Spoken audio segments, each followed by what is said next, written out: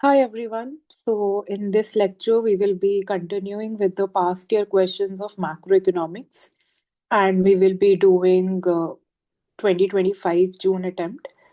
Before we start, the sectional test, that is a mock test which is just having the questions of microeconomics, is now available without any cost.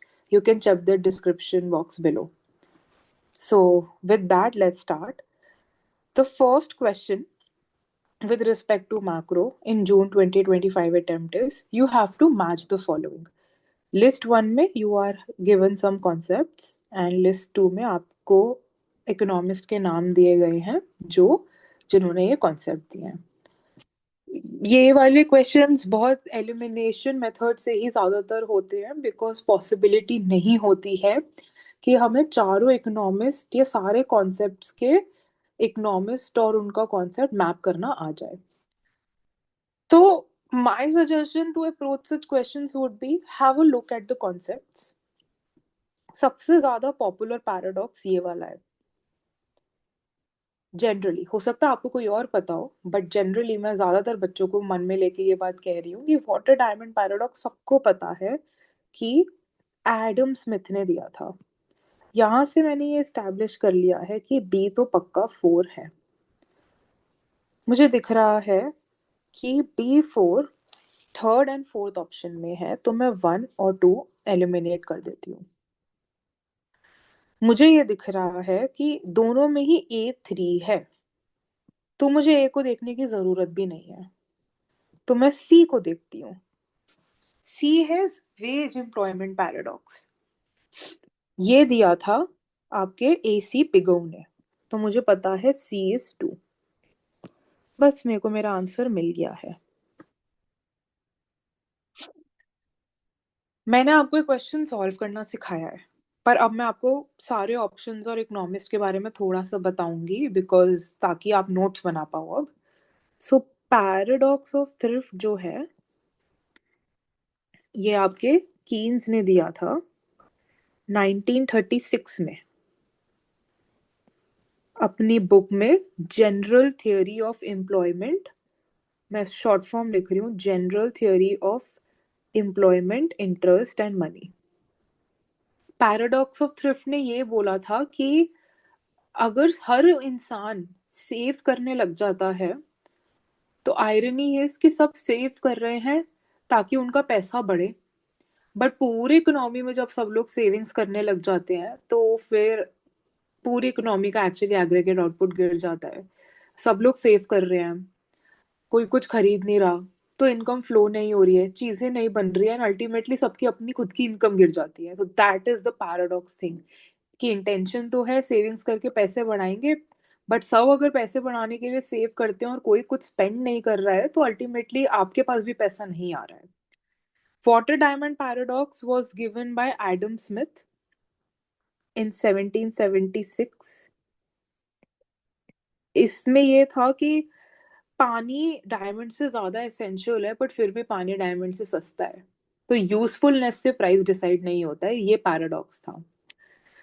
फिर veg employment paradox जो है वो 1933 में Pigou ने दिया था, और उसने उन अपनी किस वर्क में दिया था, that is theory of unemployment. And इसमें उन्होंने ये बोला था कि क्लासिकल इकोनॉमिस्ट ने ये कहा था ना वेज रेट कम कर दो तो लेबर डिमांड बढ़ जाएगी. उसने कहा था ऐसा जरूरी नहीं है. क्यों? वेज रेट कम करोगे, सब लोगों के पास कम पैसे पहुंचेंगे, तो अल्टीमेटली फर्म्स के पास क्या पर्पस होगा लेबर बढ़ाने का? नहीं होगा, तो necessarily veg cut labour demand नहीं बढ़ाता है. ये वेज एम्प्लॉयमेंट पैराडॉक्स था. मैक्रो इकोनॉमिक पैराडॉक्स आपके 1950 में बोल्डिंग ने दिया था in his work reconstruction of economics, और उसने बोला था कि पैराडॉक्स ये है कि मैक्रो पे बात जो एप्लीकेबल है वो माइक्रो पे हो सकता है एप्लीकेबल ना हो. और इसका एक एग्जाम्पल है पैराडॉक्स ऑफ थ्रिफ्ट. माइक्रो पे गुड, इसे सेव करो पैसा बढ़ेगा, पर मैक्रो में अगर सब पैसा एक्चुअली सेव करने लग जाएंगे तो सही नहीं है. So this was your summary. I have inserted this table here. Concept, किसने दिया, किस साल में दिया और किस बुक में दिया. You can take a screenshot और टेक योर नोट्स. यही चीज मैंने ऊपर समझाई भी है पर यहाँ लिख भी दिया है. Moving on to the next question. According to Lucas critique, it assumes monetary policy to not to be neutral with respect to real variables.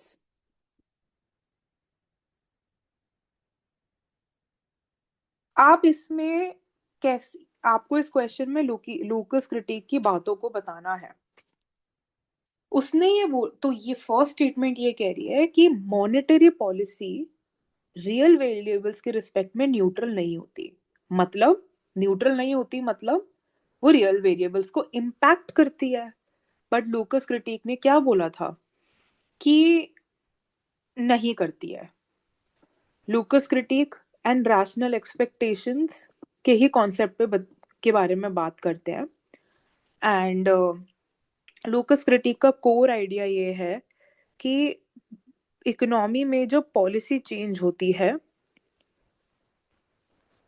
तो लोग बदल जाते हैं. मतलब इंटरेस्ट रेट अगर आज कम हो रहा है, अनाउंसमेंट हुई है, तो लोगों का बिहेवियर चेंज होगा. और इस वजह से जो मॉडल्स हैं और ओल्ड वो इनवैलिड हो जाते हैं.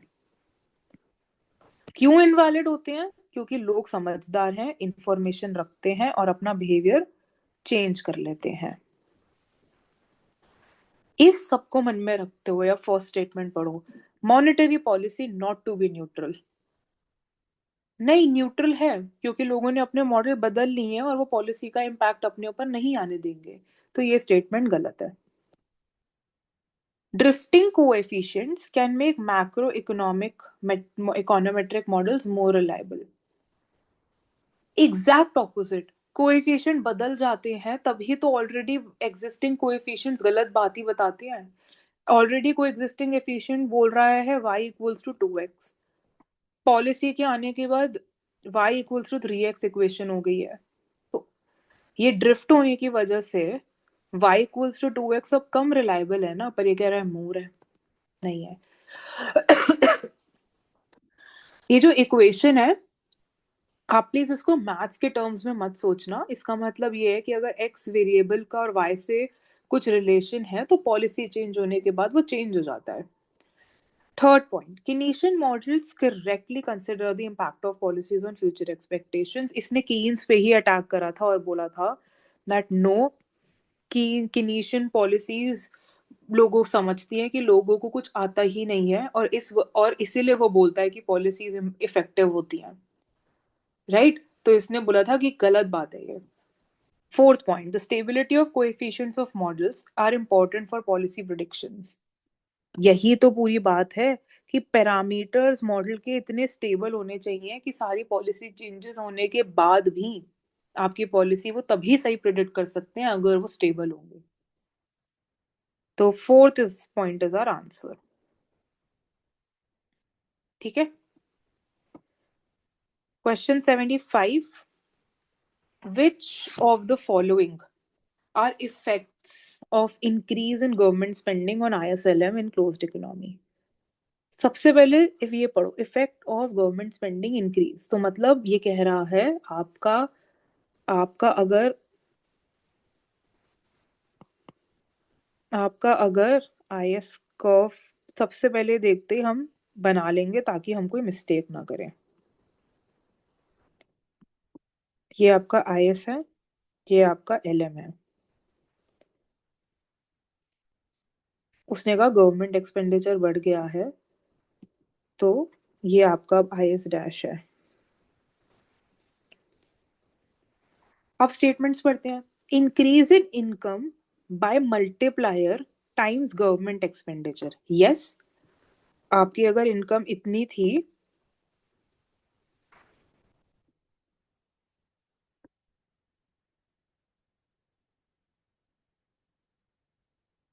आपकी अगर इनकम इतनी थी, इंक्रीज इन इनकम, तो जितना गवर्नमेंट एक्सपेंडिचर होता है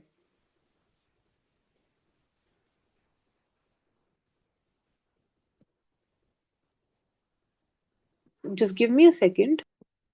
I'm so sorry. The internet was acting weird. Yeah. Increase in income by multiplier times government expenditure. जो फिस्कल मल्टीप्लायर होता है उसी से तो नई इनकम आती है और इनकम बढ़ती है, तो ये स्टेटमेंट करेक्ट हुई. Sec B point. Shift in IS curve to the right, leading to disequilibrium in money market at the given level of interest rate.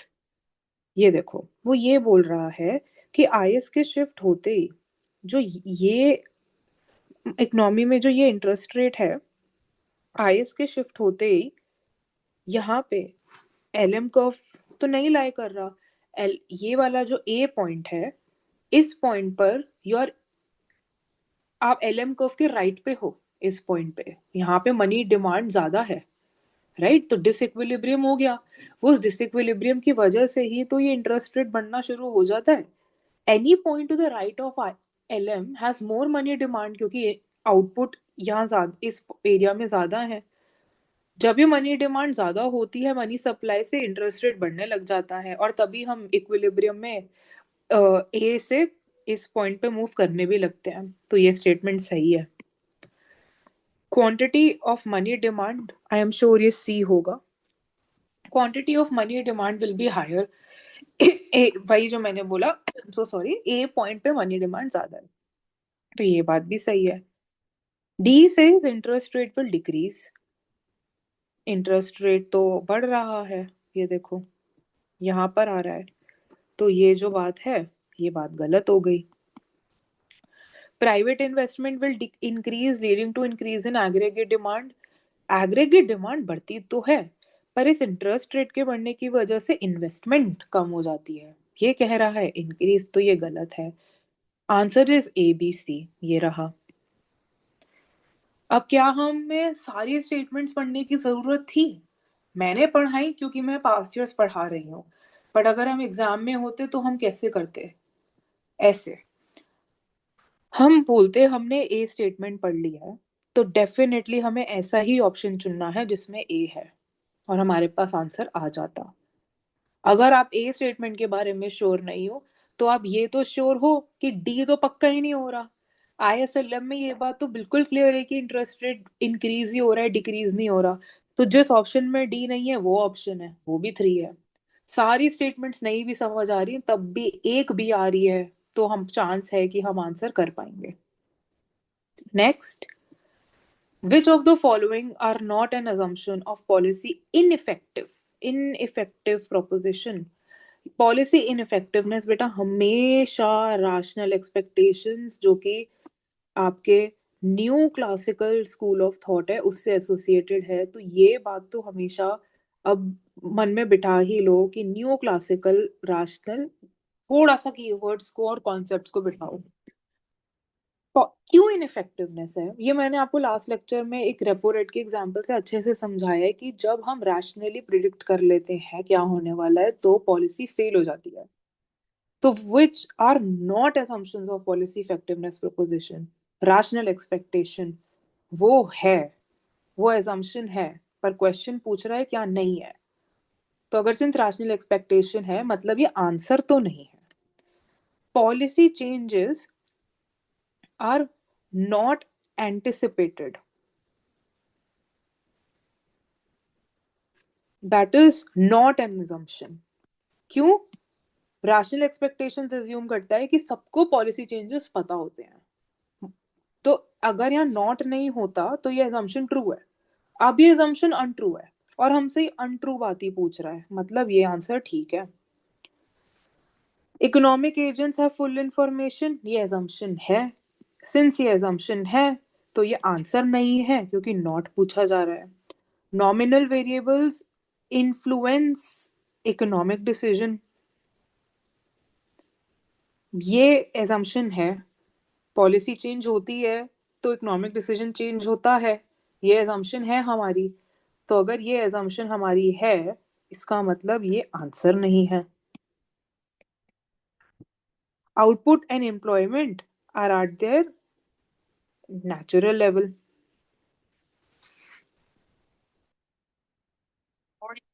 Output and employment are at their natural level, ये कोई assumption नहीं है.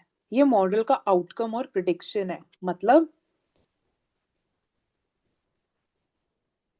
ये हमारा answer नहीं, ये assumption नहीं है, मतलब ये आंसर है। तो क्या बचा? B and D. अब इस क्वेश्चन में एलिमिनेशन थोड़ी सी ट्रिकी हो सकती थी।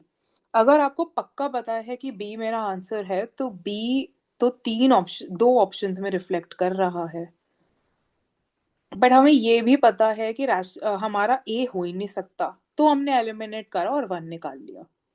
ठीक है, एलिमिनेशन भी बता दिया, कॉन्सेप्ट्स भी बता दिए। Answer is option one, number one, B and D only. आगे चलते हैं। Which of the followings are true about new classical approach?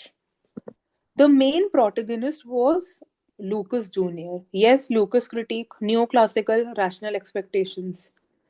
Rational expectation वाला है ये। आई am just writing so that अगर आप नोट्स में कहीं ये बातें लिखना चाहें, बाकी क्वेश्चंस में काम आ सकती है, तो ये है। It is based on adaptive expectation. No, मैंने अभी बता दिया रैशनल है तो अडेप्टिव नहीं होगा। नो, इट वॉज, अब देखो जहां पे भी बी है वो ऑप्शन एलिमिनेट कर दें,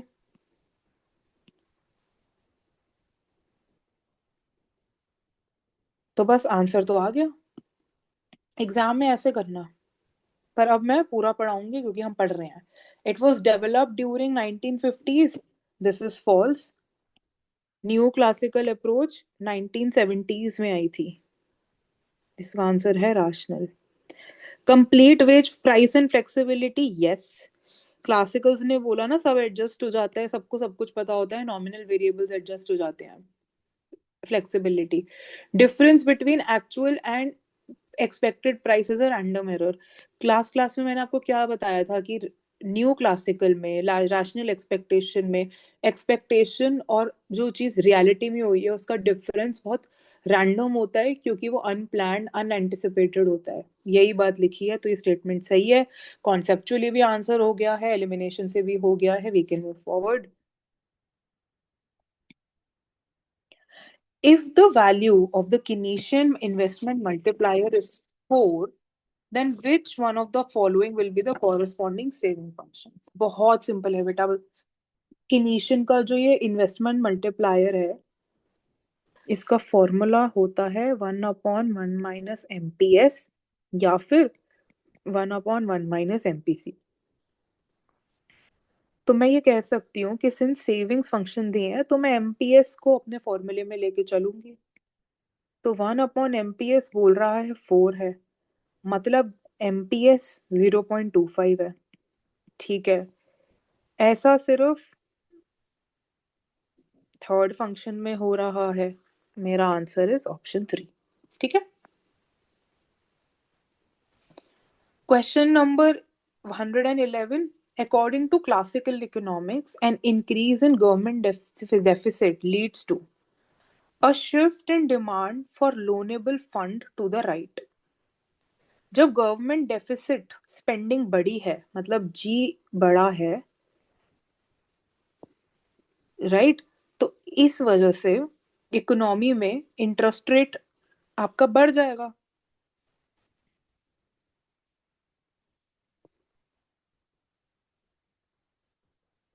ये क्यों बढ़ेगा?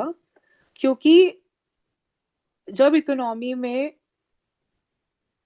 आप आप इसको ऐसे समझो कि अगर गवर्नमेंट ने एक्सपेंडिचर बढ़ा दिया है और इन्फ्लेशन बढ़ रहा है, तो आपका क्या, what is, how are the nominal variables working? Your interest rate will rise, because जब एक्सपेंडिचर बढ़ रहा है, सबको लोन लेना है, तो लोनेबल फंड्स की डिमांड बढ़ेगी और इस वजह से इंटरेस्ट रेट बढ़ जाएगा। तो ये ऑप्शन राइट है। A decline in interest rate नहीं, अभी देख लिया हमने क्यों नहीं होगा। इंक्रीज इन इन्वेस्टमेंट, जब इंटरेस्ट रेट बढ़ रहा है क्योंकि लोग लोन लेना चाहते हैं, तो इन, ओके, इसको ना थोड़ा सा ऐसे समझते हैं। गवर्नमेंट ने एक्सपेंडिचर किया, सब लोगों को लोन लेना है, ताकि वो they want loan because they see that things are going well in the economy, जिस वजह से इंटरेस्ट रेट बढ़ जाता है। एंड अल्टीमेटली इन्वेस्टमेंट कम हो जाती है। तो इंक्रीज तो नहीं है answer. Increase in saving, increase in saving equal to decline in consumption. सब लोग सेव करने भाग जाते हैं अपना पैसा, क्योंकि इंटरेस्ट रेट बढ़ गया है, right? Nobody wants to consume, तो लोग वाई सी प्लस एस, सब लोग को लगता है सेविंग्स करो, इंटरेस्ट रेट ज्यादा है, कंज्यूम बाद में करेंगे। तो ये बात आपकी बिल्कुल ठीक है। Decrease in investment and consumption that balances government spending, yes, ये भी समझा दिया क्यों होगा, ये भी बता दिया ऊपर क्यों होगा। तो answer is A D E. अब आप सोचो एलिमिनेशन से कैसे करते, जैसे मैं हर क्वेश्चन में बताती जा रही हूँ। Next question, a context of ISLM, a higher MPS results in। So IS curve में क्वेश्चंस क्या है, क्वेश्चन स्लोप की तरफ बात कर रहे हैं हर ऑप्शन में। तो मैं IS का स्लोप का फॉर्मूला याद करती हूँ, विच इज 1 - C/-B। जो ये C है, ये मार्जिनल प्रोपेंसिटी टू कंज्यूम है, और ये B इन्वेस्टमेंट की इंटरेस्ट रेट सेंसिटिविटी है।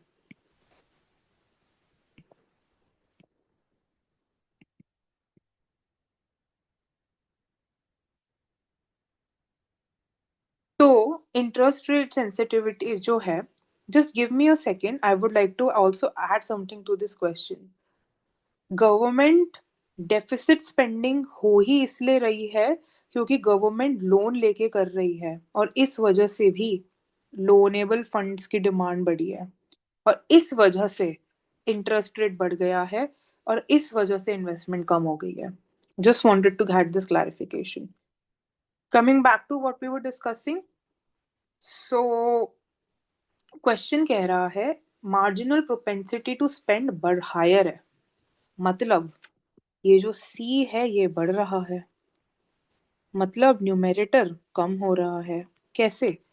1 - समथिंग में माइनस वाली टर्म अगर बढ़ जाए तो ये पूरी चीज तो गिर रही है।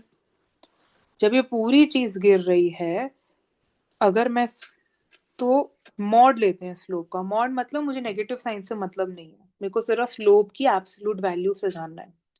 तो ये जो पूरी वैल्यू है ये बढ़ कम हो रही है, न्यूमरेटर कम होता है तो गिरता है। स्लोप गिर रहा है मतलब आईएस फ्लैटर हो रहा है। वो किस ऑप्शन में है? वो सिर्फ इस ऑप्शन में है, मतलब मुझे मेरा आंसर मिल गया है। समझने के लिए एक बात और समझते हैं कि स्टीपर क्यों होगा विद हायर स्पेंडिंग।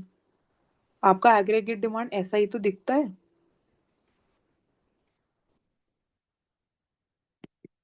अगर लोग बहुत ज्यादा अपनी इनकम में से स्पेंड कर रहे हैं, मतलब हर इनकम इंक्रीज पे एडी, अगर इनकम पे इतना स्पेंडिंग है, तो जैसी इनकम बढ़ती है लोग अपना डिमांड बहुत बढ़ा लेते हैं, तो मतलब इतनी तेज बढ़ रहा है, तो मतलब स्टीपर एडी।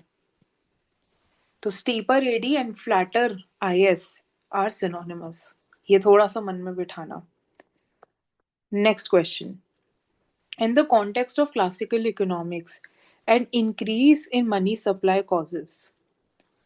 बहुत सिंपल है, क्लासिकल इकोनॉमिक्स ने कहा था कि सप्लाई तो लॉन्ग रन में फिक्स्ड ही रहती है, सब लोग काम कर रहे होते हैं, सारे वेरिएबल सेटल हो जाते हैं। तो अगर सब मनी सप्लाई बढ़ा दो, लोगों के हाथ में ज़्यादा पैसा दे दो, वो लोग थोड़े टाइम ज़्यादा डिमांड करेंगे, तो एडी तो शिफ्ट हो जाएगा, लेकिन आउटपुट अल्टीमेटली इकोनॉमी में उतना ही है, तो बस प्राइस बढ़ जाएगा पर आउटपुट को कुछ नहीं होगा। पी से पी डैश हो जाएगा पर उसको कुछ नहीं होगा, तो सिर्फ a shift in demand curve to the right. ये रहा आंसर। एएस को क्लासिकल में कुछ होता ही नहीं है। No change in aggregate demand and supply, only price increases, ये ऑप्शन गलत है, क्योंकि प्राइस इंक्रीज हो ही इसलिए रहा है क्योंकि एग्रीगेट डिमांड राइट पे जा रही है, तो ये टू ऑप्शन ठीक है आपका। फिर question number 134 is, okay this is done, हाँ जी sorry. Your question is, according to new classical growth theory increase in saving rate से क्या होता है? न्यू क्लासिकल ग्रोथ थ्योरी कुछ नहीं है, सोलो है। न्यू क्लासिकल इकोनॉमिस्ट था सोलो जिसने ग्रोथ थ्योरी दी थी। अब सोलो मॉडल को सोचते ही थोड़ा इजी हो गया होगा। सेविंग रेट जब सोलो मॉडल में बढ़ता है तो हमारी ग्रोथ रेट आउटपुट की होती है, बढ़ती है, लेकिन एक पॉइंट पे आके जब स्टेडी स्टेट आ जाता है तो ग्रोथ रेट फिर कांस्टेंट हो जाती है। ऐसे ही तो होता है। अगर हमारा ये इन्वेस्टमेंट कर्व होता है, ये डेप्रिसिएशन लाइन होती है, सेविंग्स रेट के बढ़ने से क्या होता है, सेविंग्स रेट इन्वेस्टमेंट कर्व ऊपर चला जाता है, बट फिर यहाँ आके हम बोलते हैं ग्रोथ रेट रुक गई। तो कह रहा है ना ऑप्शन, शॉर्ट रन में ग्रोथ रेट बढ़ती है, तो ये ऑप्शन सही है। बाकी ऑप्शंस गलत क्यों है वो भी देख लेते हैं। Increases long run growth rate of output, long अभी बताया नहीं हो सकता, वो शॉर्ट रन होता है, जब तक ये नया स्टेडी स्टेट आता है बात खत्म हो जाती है, लॉन्ग रन में नहीं बढ़ता। Decreases the steady state capital labour ratio, नहीं, कैपिटल लेबर रेशियो यहाँ का ज्यादा है ना, पिंक वाले पॉइंट से ज्यादा है ना, रेड वाला, ये देखो ये ज्यादा है, ऑप्शन गलत है। Decreases long run level of capital and output, नहीं, बढ़ाता है आउटपुट और कैपिटल को, तो नहीं। So with this we are done with June 2025, and in the next lecture we will continue with the 2024. Repeating it again, your new sectional test of microeconomics is live on the website. Please check the description box. It is free of cost. Thank you. Hi everyone. So in this lecture we will be continuing with macroeconomics past year questions. Today we will be going to discuss December 2024. So let's start. In the new classical macro model, in the new classical macro model है, unanticipated shock नहीं है, मतलब anticipated है। We may have voluntary unemployment, involuntary unemployment, disguised unemployment, cyclical unemployment, natural. तो new classical में बेटा हमेशा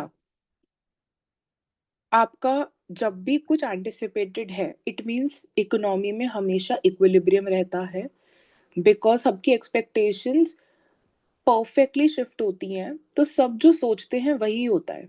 तो जब desired, when you are desiring और एक्सपेक्टिंग समथिंग और वो ही एक्चुअल निकलता है, इसी को तो इक्विलिब्रियम बोलते हैं।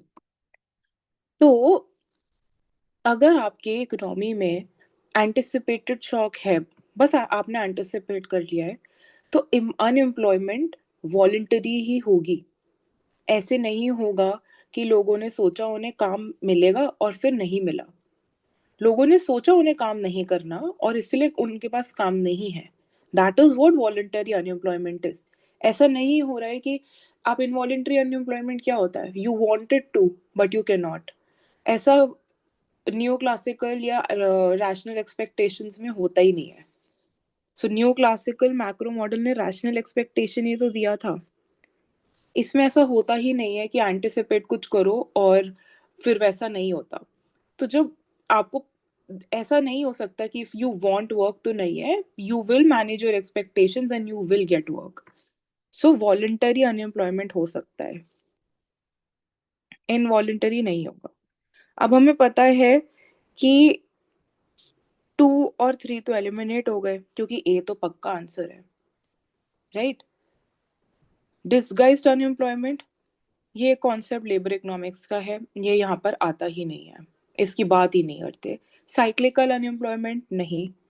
Again, if you expect that कल मार्केट में वेज रेट गिरने वाला है because of some reason, you will automatically, the laborer will automatically set his expectations according to that and then he will get hired. एक बार और समझाती हूँ। जैसे मान लो कि आज मार्केट में सब लोग एक्सपेक्ट कर रहे हैं कि कल सैलरीज गिर जाएंगी, तो लेबरर को पता है ये बात और वो उसी हिसाब से अपनी लेबर डिमांड, लेबर सप्लाई का ग्राफ भी शिफ्ट कर देता है। मतलब वो अवेलेबल हो जाता है to work at low, in low wage. तो जब वो अवेलेबल हो जाता है to work at low wage, तो वो एम्प्लॉयड है। पर अगर वो फिर भी काम नहीं कर रहा है तो वो अपनी मर्जी से नहीं कर रहा है, इसीलिए इनवॉलेंटरी अनएम्प्लॉयमेंट नहीं है और साइक्लिकल भी नहीं है। क्योंकि साइक्लिकल में भी ऐसा ही होता है कि कुछ लोग चाहते हैं काम करना पर उन्हें नहीं मिल रहा है क्योंकि इकोनॉमी खराब चल रही है, ये भी नहीं होता है। Voluntary unemployment he natural rate of unemployment होता है, जो इकोनॉमी में हमेशा कभी ना कभी चल रहा होता है। वॉलेंटरी एंड फ्रिक्शनल मिला के ही तो अनएम्प्लॉय नेचुरल बनता है। तो वॉलेंटरी है मतलब नेचुरल भी है। तो A and E is our answer. ठीक है, let's move to the next question. There is an inverse relationship, I'll just change the color, I think it's not very visible. There is an inverse relationship between rate of interest and speculative demand of money. पहले question को समझते हैं। ये Keynes ने बोला था कि rate of interest जितना ज्यादा होगा उतना लोग मनी डिमांड कम करेंगे। क्यों? सब लोग बॉन्ड्स में पैसा लगा देंगे, बैंक डिपॉजिट्स में पैसा लगा देंगे क्योंकि रेट मिल रहा है। Why will they want to hold money? Why will they want to keep it in their hand?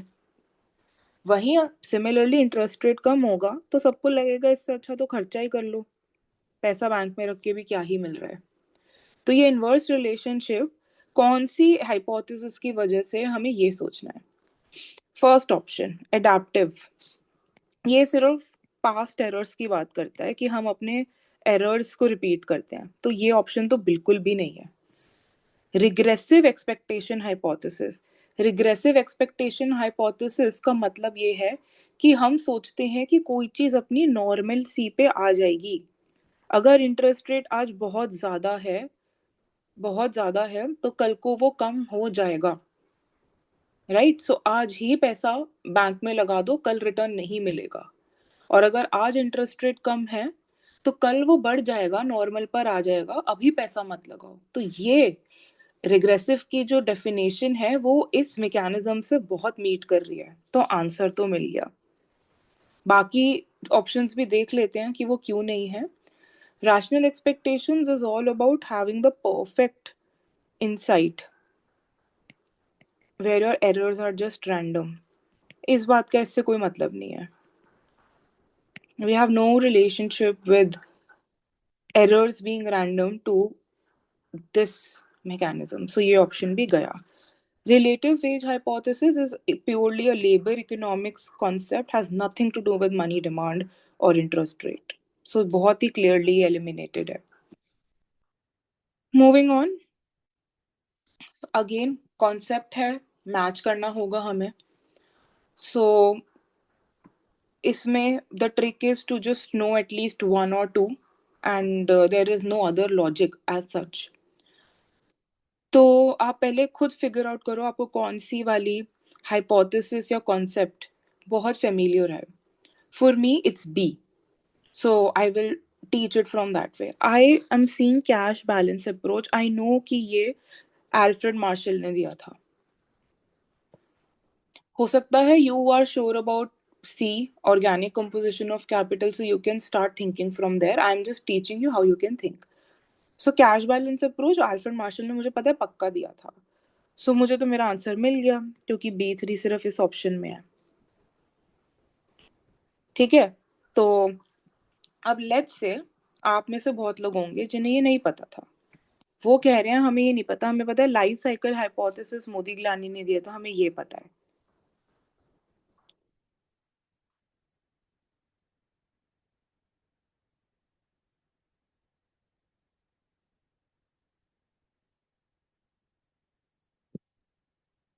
तो आप लोग बोलेंगे हमें पता है मोदी गिलानी ने लाइफ साइकिल हाइपोथेसिस दिया था।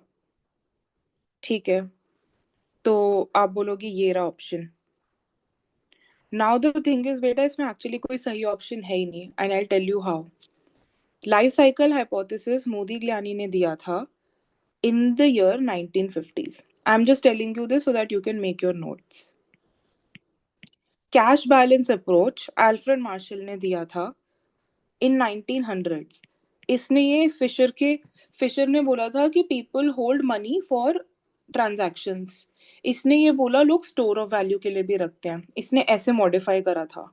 कि लोग पैसा रखते हैं, बैलेंस रखते हैं, कैश बैलेंस अप्रोच।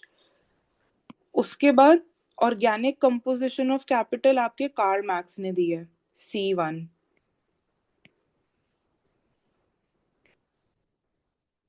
ये एक डेवलपमेंट इकोनॉमिक्स का कॉन्सेप्ट है, उसको तो इसको हम अच्छे से एक्सप्लोर उन वीडियोस में करेंगे। Organic composition of capital is C/V। I tell you in detail what it is, अभी के लिए इतना ही बहुत है। एंड टेबल इकोनॉमिक का कॉन्सेप्ट दिया था आपके फ्रांसॉइस ने, तो D2 हो गया। ये एक्चुअली कहीं आंसर में है ही नहीं, सो आप ऐसे क्वेश्चंस में अटेम्प्ट करने के ही मार्क्स मिल जाते हैं जब कोई ऑप्शन सही नहीं होता है। ये जो टेबल था ये 758 में आया था एंड ये सर्कुलर फ्लो के ऊपर था।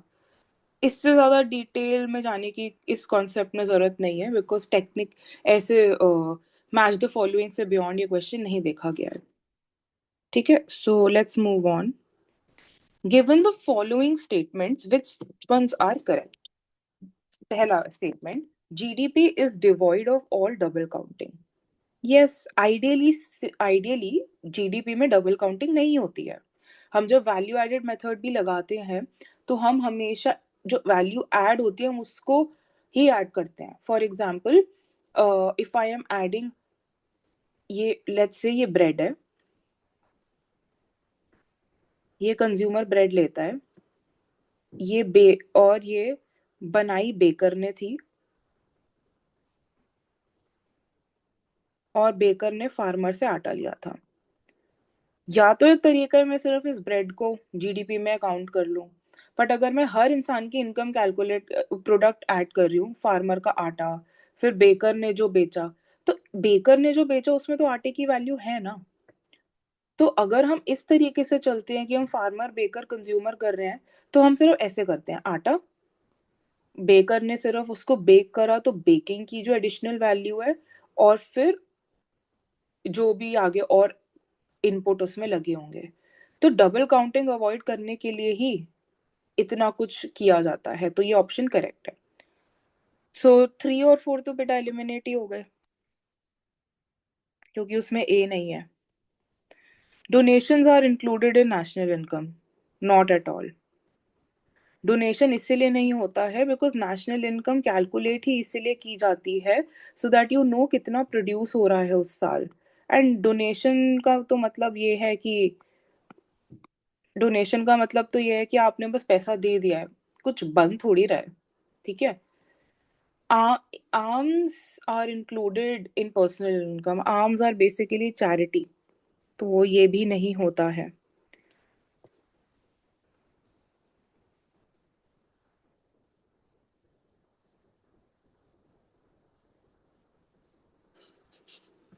Just a second. ठीक है, फिर डी ऑप्शन जो है, inventory is included in investment. Yes, invent अगर जो आपने बनाया है वो बिका नहीं है तो वो इंक्लूड तो होता है। Foreign workers income is included in GNP but not in GDP. गलत।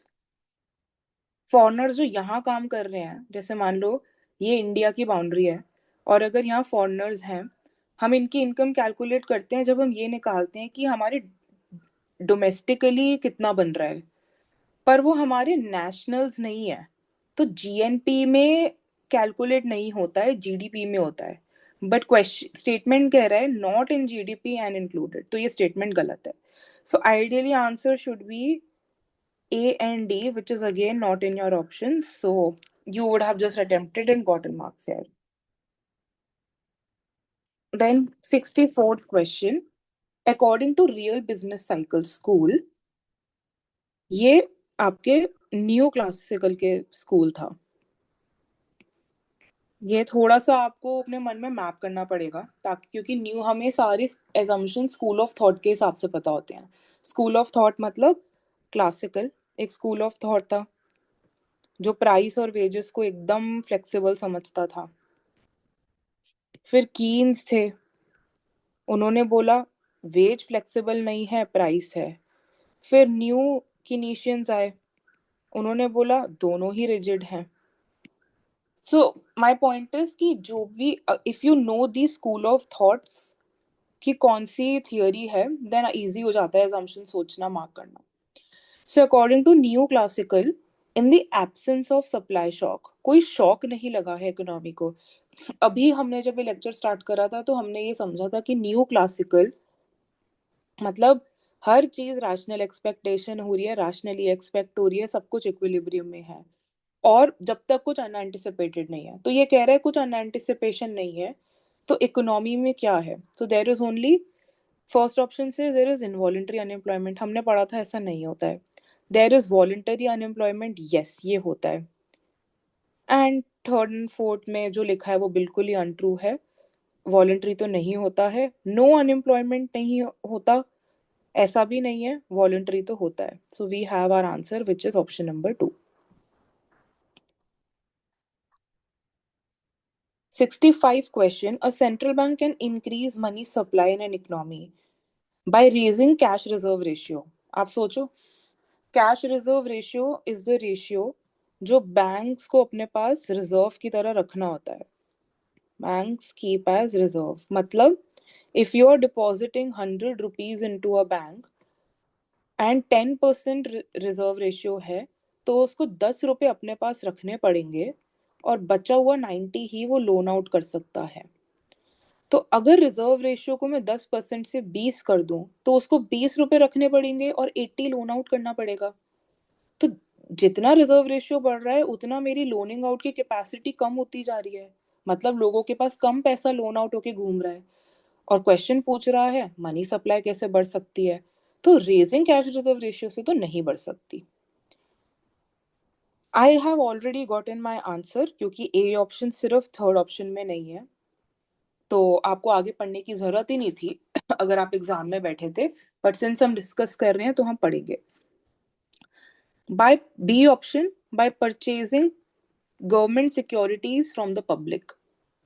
व्हेन यू परचेज समथिंग, आप उससे पैसा ले लेते हो, आपने पब्लिक से पैसा ले लिया है, सॉरी, आपने पब्लिक को पैसा दे दिया है। लेट्स से मैं आपसे कुछ, आप मुझे कुछ बेच रहे हो और मैं आपको आपसे वो लूं, तो आपके पास पैसा आएगा ना, तो ये मनी सप्लाई बढ़ाने में हेल्प कर रहा है। Lowering the cash reserve ratio, जो ये एक्सप्लेनेशन मैंने दी, कैश रिजर्व रेशियो अगर मान लो 5 हो जाए तो आप 95 लोन आउट कर सकते हो, लो करने से तो ज्यादा पैसा मिल रहा है लोगों को, तो yes. Bye lowering the repo rate, repo rate एक ऐसा रेट होता है जो आरबीआई सेट करती है, जिसपे बैंक्स आरबीआई से बोरो कर सकते हैं। अगर बैंक्स को, आरबीआई से अगर बैंक सस्ते में पैसा ले सकते हैं तो वो आगे भी सस्ते में देंगे, और आगे सस्ते में देंगे तो लोग ज्यादा पैसा लेंगे, ज्यादा लोगों के हाथ में पैसा सर्कुलेट हो रहा है। तो B C D is our answer which is three, third option is the answer. Then arrange the following from the earliest to latest. अब देखो इसमें थोड़ा सा एलिमिनेशन से चलना होता है। आप ये बात ध्यान रखो हमेशा कि एडम स्मिथ तो हमेशा शुरू में ही आता है, तो जो भी ऑप्शन ए को लास्ट में रख रही है वो तो एलिमिनेट कर ही दो। और क्रगमिन जो है, इसको 2008 में ही नोबेल प्राइज मिला था, तो यूजुअली जो क्रगमिन है वो हमेशा लास्ट ही होता है, अगर अर्लीस्ट टू लेटेस्ट पूछ रहा है क्वेश्चन तो 2008 लेटेस्ट में ही आता है। तो इससे सेकंड एंड थर्ड ऑप्शन भी हाथ में आ गए। तो अगर किसी क्वेश्चन में ऐसे एलिमिनेट कर करके एक ही ऑप्शन बचे तो आंसर हो गया, बट यहाँ नहीं हो पा रहा है, तो थोड़ा सा डीप डाइव करते हैं। सेकंड ऑप्शन में वो कह रहा है David Ricardo is the first and David Hume is the first. तो जो रिकार्डो है, जो बी ऑप्शन है, उसकी और इसकी और इसकी ईयर बहुत ज्यादा पास है, तो इस क्वेश्चन में तो एग्जैक्ट होने से ही काम चलेगा, तो हम एग्जैक्ट ही करते हैं। एडम स्मिथ जो है वो 1772 ईयर से एसोसिएटेड है। डेविड रिकार्डो जो है आपका वो 17,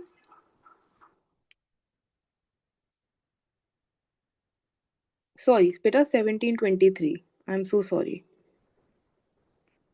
डेविड रिकार्डो जो है वो आपका 1772 से एसोसिएटेड है। जो ह्यूम है वो 1711 से एसोसिएटेड है। क्रगमैन की थ्योरी 1953 में आई थी, नोबेल प्राइज 2008 में मिला था। एंड टीनबर्ग को फर्स्ट नोबेल प्राइज मिला था इकोनॉमिक्स में, तो ये नाम याद रखना। एंड ये 1903 से एसोसिएटेड है। सो अगर अब मैं इन ईयर्स को अरेंज करना चाहूँ तो 1711 सबसे पहला आ रहा है, तो सी आंसर, सी फर्स्ट होना चाहिए ये। So that is how we have to remember certain years with certain economists. Okay, so moving further, which ones of the given the following statements about major schools of thought in macroeconomics, जो मैं आपको ऊपर बता रही थी कि school of thought होते हैं, ये उसी पे क्वेश्चन आ गया डायरेक्टली। हमें मार्क करना है कौन सा करेक्ट है, पढ़ते हैं। Sorry, the new Keynesians assume, A option, the new Keynesians assume rational expectation. The new Keynesians assume rational expectation and market imperfections. New Keynesians पे अटैक करने के लिए न्यू क्लासिकल रैशनल एक्सपेक्टेशन लाए थे, तो ये ऑप्शन गलत है। तो 1 और 2 तो ऐसे ही एलिमिनेट हो गए। अब मुझे दिख रहा है कि सी डी तो पक्का ही करेक्ट है, क्योंकि ये बचे हुए ऑप्शंस में दोनों में ही है, तो अब मैं सिर्फ बी और ई पढ़ूंगी। तो मॉनिटरिस्ट एज्यूम रैशनल एक्सपेक्टेशन, यहीं पे मैं रुक जाऊंगी और बोलूंगी नहीं, मॉनिटरिस्ट ने तो बात ही अडेप्टिव एक्सपेक्टेशन की करी थी, तो बी भी गलत है। मतलब answer is C and D.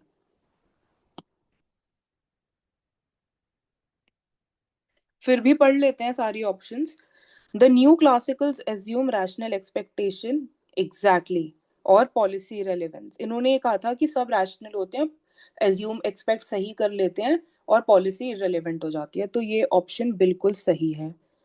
The classicals assume competitive, frictionless and highlight policy effectiveness. Yes, उन्होंने कहा था सब कुछ स्मूथ होता है, फ्रिक्शनलेस होता है, सब बहुत कॉम्पिटिटिव होते हैं, कुछ पॉलिसी लगाने का फायदा नहीं है, अपने आप इनविजिबल हैंड फोर्सेस से सब ठीक हो जाता है, गवर्नमेंट की कोई जरूरत नहीं है, डिमांड सप्लाई के फोर्सेस से एक प्राइस सेट हो जाता है एंड इकोनॉमी फ्रिक्शनलेस, तो ये बात सही है। ई, Keynesians assume price and wage flexibility. Rigidity की बात करी थी कीन्स ने। कीन्स का बात ही सारा यहाँ से स्टार्ट होता है कि प्राइसेस रिजिड होते, वेजेस रिजिड होते हैं और इस वजह से पॉलिसी इफेक्टिव होती है। तो ये वाली बात ठीक है, पर ये फ्लेक्सिबिलिटी गलत है, तो C and D are the answer, fourth option. Arrange the following in descending order to the extent of crowding out effect. Crowding out effect क्या होता है, पहले तो ये समझते हैं। जब गवर्नमेंट एक्सपेंडिचर कर देती है तो आईएसएलएम कर्व में कैसा दिखता है, आपका आईएस ऊपर चला जाता है, आपका आईएस ऊपर चला जाता है। इंटरेस्ट रेट को क्या हो रहा है, पहले इंटरेस्ट रेट इतना था, अब इतना हो गया है। इस इंटरेस्ट रेट के बढ़ने की वजह से इन्वेस्टमेंट कम हो जाती है, तो ये जो गवर्नमेंट एक्सपेंडिचर बढ़ने की वजह से इन्वेस्टमेंट कम होती है, इसको हम बोलते हैं क्राउडिंग आउट इफेक्ट। अब वो ये कह रहा है कि इन चारों मॉडल्स में क्राउडिंग आउट इफेक्ट कुछ अमाउंट से होती है, तो ज्यादा डिसेंडिंग ऑर्डर में बताओ, मतलब सबसे ज्यादा किस में होती है, वहां से स्टार्ट करो और कम की तरफ बढ़ते चलो। First option, classical macro model.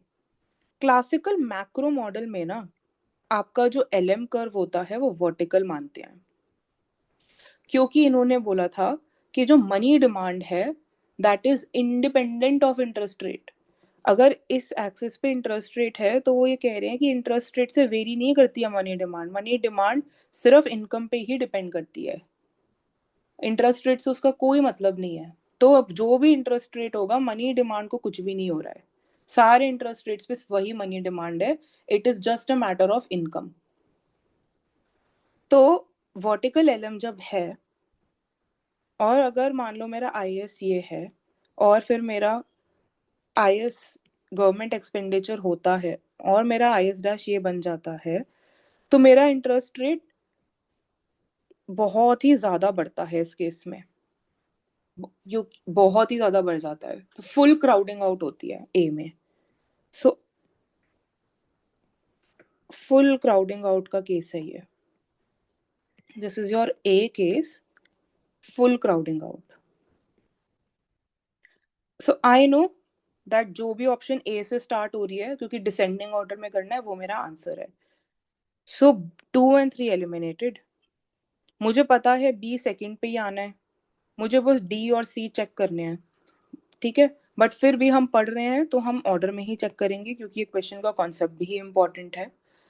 आपका जो बी ऑप्शन है ना,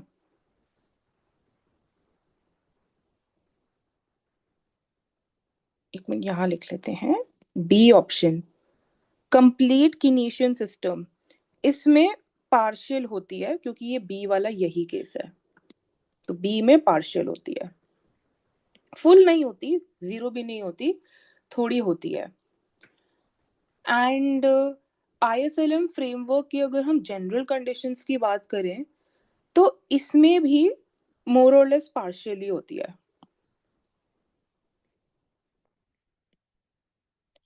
कंप्लीट किनेशियन में हम ये बोल सकते हैं कि बहुत कम होती है, पार्शियल भी बोल सकते हैं, बट अगर हमें बहुत पर्टिकुलर होना है इन चारों में, तो इसमें हम बोल सकते हैं लिटिल होती है। क्यों? क्योंकि कीन्स के हिसाब से एलएम कर्व बहुत ज्यादा ही फ्लैट होता है। अब आप ध्यान से देखो, जब ए केस में एलएम कर्व वो बिल्कुल वर्टिकल वर्टिकल है, इस वाले केस में तो फुल क्राउडिंग आउट हुई है, तो एलएम जितना ज्यादा स्लोपी होगा उतनी क्राउडिंग आउट हो रही है।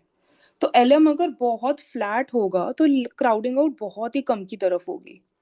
सो you can say your B case kind of looks like this. ये आईएस है और ये एलएम है। गवर्नमेंट एक्सपेंडिचर हुआ, ये आईएस डैश बन गया, ये ओरिजिनल इंटरेस्ट रेट था, सॉरी ये ओरिजिनल इंटरेस्ट रेट था, और नया इंटरेस्ट रेट ये है। देखो इंटरेस्ट रेट कितना कम बढ़ा है, तो क्राउडिंग आउट कम होगी। तो we can say B option little, C partial, C exactly आप इस वाले केस को भी कह सकते हैं। आप ये बात समझो बेटा, ये पार्शियल लिटिल वर्ड्स ना हमेशा कंपैरिजन में बात की जाती है, तो लिटिल पार्शियल में सिर्फ इस कॉन्टेक्स्ट में यूज कर रही हूँ कि बी में सी से कम होगी, बट पार्शियल का सिंपली मतलब ये है कि फुल और नो क्राउडिंग आउट के बीच की बात हो रही है। यहाँ मुझे पार्शियल लिटिल के टर्म्स में बात करनी पड़ रही है, क्योंकि मुझे बी और सी में भी समझना है कि कौन सी कम कौन सी ज्यादा, ठीक है। तो कुछ केसेस में किनेशियन सिस्टम में भी आपको पार्शियल वर्ड दिख सकता है, क्योंकि पार्शियल का सिंपली मतलब ये है नो और फुल के बीच के केसेस को हम पार्शियल बोलते हैं, इंग्लिश में भी यही मतलब है। बट मुझे मेरा बी और सी यहाँ पे कहीं लाई करता है, तो इन दोनों में भी डिफरेंशिएट करने के लिए मैं दो नए टर्म्स में बात कर रही हूँ। अब आते हैं डी ऑप्शन पे, सिंपल किनेशियन मॉडल। सिंपल किनेशियन मॉडल में क्या होता है, एलम बिल्कुल ही हॉरिजॉन्टल होता है। पूछो क्यों? मतलब सोचो। क्योंकि सिंपल किनेशियन मॉडल में इंटरेस्ट रेट कांस्टेंट होता है, इंटरेस्ट रेट चेंज ही नहीं होता है। तो जब इंटरेस्ट रेट चेंज ही नहीं हो रहा है, तो वो ये कहते हैं कि मनी डिमांड एक इंटरेस्ट रेट पे ही हो सकती है, ठीक है। सो जब एल एम हॉरिजॉन्टल होता है,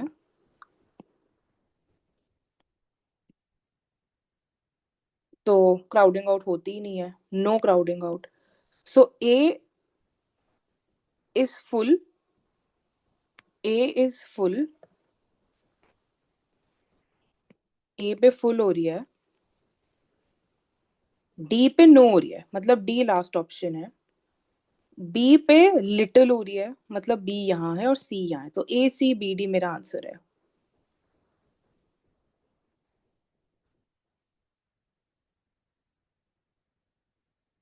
सो अगेन सिंस जैसा मैं आपको बता रही थी, इन्होंने बी और सी में ज्यादा डिफरेंस माना ही नहीं है, तो हम ABCD मार्क करेंगे, क्योंकि A और D तो पक्का ही फुल से नो है, तो इस केस में you have to mark ABCD।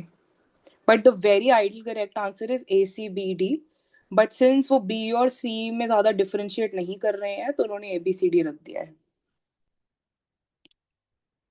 Effective demand, next question. Effective demand problem may arise in competitive economy under rational expectation.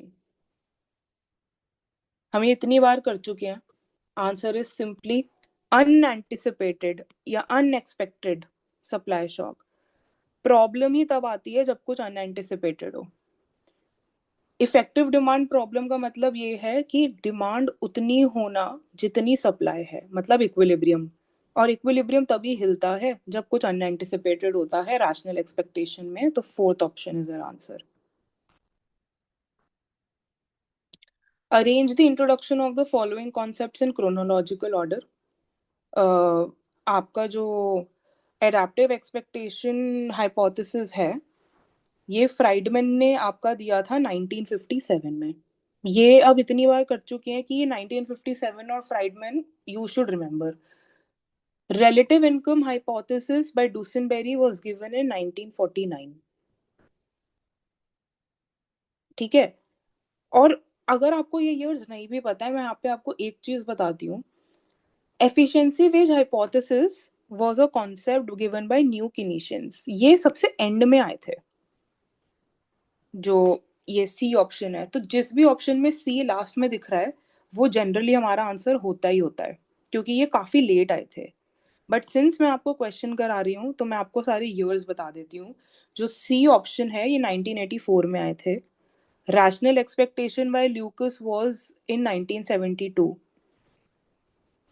And effective problem by Kalecki was a 1930s concept.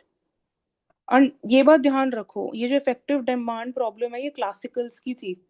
तो ना classicals हमेशा usually जल्दी आते हैं, तो ई first होगा सी last होगा। आप इतना ही देख के बता सकते हो।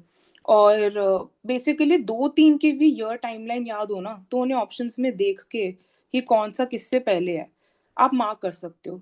मान लो किसी को इनकम हाइपोथेसिस पक्का पता है 1949 में था, और पता है फ्राइडमैन 1957 था। सो दे नो कि जिस भी ऑप्शन में बी पहले आ रहा है वो मेरा आंसर ही हो सकता है।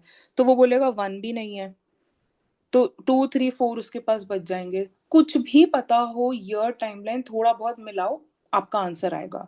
तो इस केस में तो बहुत क्लियर था, क्योंकि C and E first and last सिर्फ एक ही ऑप्शन में था। Next question, question number 92। Match the following with the list. Expansionary monetary policy under adaptive expectation. So जब हम मॉनेटरी पॉलिसी अडेप्टिव एक्सपेक्टेशंस में लगाते हैं तो अडेप्टिव एक्सपेक्टेशन का कॉन्सेप्ट ही यही है कि पॉलिसी इफेक्टिव होती है, क्योंकि हम शॉर्ट रन हम बार बार गलती रिपीट करते हैं। गलती रिपीट करते हो, प्रिडिक्ट नहीं कर पाते हो, तभी तो पॉलिसी इफेक्ट हो पाती है। ये हमने कितनी बार समझ लिया है। लेकिन लॉन्ग रन में लोग गलतियों से सीख जाते हैं, तो लॉन्ग रन में इफेक्टिव नहीं होती। तो ऐसी कोई ऑप्शन दिख रही है जो ये बात समझा रही हो? Policy effective is in short run although not in long run, तो पक्का A3 तो मेरा सेट है। तो मेरे फर्स्ट एंड टू तो एलिमिनेट हो गए। B option, anticipated expansionary monetary policy under rational expectation. यहाँ पे अगर एक्सपेंशनरी मॉनेटरी पॉलिसी पहले ही पता है तो सिर्फ nominal variables that is interest rate change हो जाएगा, प्राइस आपका चेंज हो जाएगा, लेकिन आपका आउटपुट या रियल वेरिएबल्स में कोई चेंज नहीं आएगा, क्योंकि पॉलिसी इफेक्ट नहीं कर पाती। तो ऐसी कोई ऑप्शन जो ये बता रही हो कि पॉलिसी इज इनइफेक्टिव लेकिन with just general nominal variable change, तो वो ऐसी हमारी 1 और 2 ऑप्शन बता रही हैं। Ineffective but general inflation and deflation. Inflation deflation क्या है? प्राइस कम होना और बढ़ना। तो ये यही बात बता रहे हैं जो मैंने समझाई कि नॉमिनल वेरिएबल चेंज होगा बट पॉलिसी इफेक्टिव नहीं होगी। अब ध्यान से देखो, यहाँ लिखा है expansionary monetary policy. Expansionary monetary policy मतलब मनी सप्लाई बढ़ा दी गई है या इंटरेस्ट रेट कम कर दिया गया है, जिससे लोग ज्यादा खर्चा करते हैं, तो उससे तो प्राइस लेवल बढ़ता है। तो general inflation and policy ineffectiveness B के साथ मैप हो रहा है। तुम B1 वैसे मुझे बी देखने की जरूरत ही नहीं थी क्योंकि दोनों ऑप्शंस में ही बी वन है, but since I am teaching you so I did it. C option, money wage cut during depression. Depression में वेज कट कर दी थी पर डिमांड ही नहीं थी, तो लेबर डिमांड एक्चुअली बढ़ी नहीं, पॉलिसी इनइफेक्टिव हो गई। एंड सॉरी, वेज कट करा, प्राइसेस भी कम हो गए, लेकिन डिमांड नहीं है इसलिए लेबर डिमांड नहीं बढ़ पाई। तो डिफ्लेशन हुआ पर पॉलिसी इफेक्टिव नहीं थी, तो C2। ये रहा C2। तो आंसर तो मुझे मिल गया है, पर डी भी समझ लेते हैं। Presence of sizeable menu cost. Presence of sizeable menu menu cost क्या था कि प्राइसेस को बढ़ाने की भी एक कॉस्ट होती है, तो प्राइस टिकी होते हैं। तो अगर इकोनॉमी में पॉलिसी तो इफेक्ट कर जाएगी लेकिन प्राइसेस चेंज नहीं होंगे, यही न्यू किनेशंस ने कहा था। तो D4, ये रहा मेरा option. Third option is my answer. Next question, marginal efficiency of capital and marginal efficiency of investment converge. So ये दोनों कन्वर्ज तब करते हैं। Marginal efficiency of capital is कि मुझे हर एक कैपिटल को लगाने से उससे उस कैपिटल से मुझे कितना मार्जिनल प्रोडक्ट मिल रहा है। एंड MEI इज सिंपली कि मैं अगर अपना कुछ इन्वेस्टमेंट में पैसा लगाती हूँ तो मुझे कितना रिटर्न मिल रहा है। ये दोनों की बराबरी का मतलब ये है कि अब हमें इन्वेस्टमेंट करने की जरूरत नहीं है, everything is in equilibrium. So I can simply mark third option. इसकी ज़्यादा डिटेल में जाने की नेट के पॉइंट ऑफ व्यू से ज़रूरत नहीं है, इसलिए मैं नहीं जा रही हूँ। इसको बस थोड़ा इंट्यूशन से समझ लो कि जब इक्विलिब्रियम हो जाता है तब आपको और इन्वेस्टमेंट करने की कोई ज़रूरत नहीं होती है, या आप इन्वेस्टमेंट और नहीं कर रहे हो, मतलब ही यही है कि दोनों के रिटर्न्स इक्विलिब्रियम में हैं। तो third option is our answer. 112, in Keynesian system, an increase in money supply will increase the demand of goods and services by। Keynesian system क्या था? मनी सप्लाई बढ़ाओ, उस वजह से इंटरेस्ट रेट कम होंगे और बॉन्ड्स के प्राइसेस बढ़ जाएंगे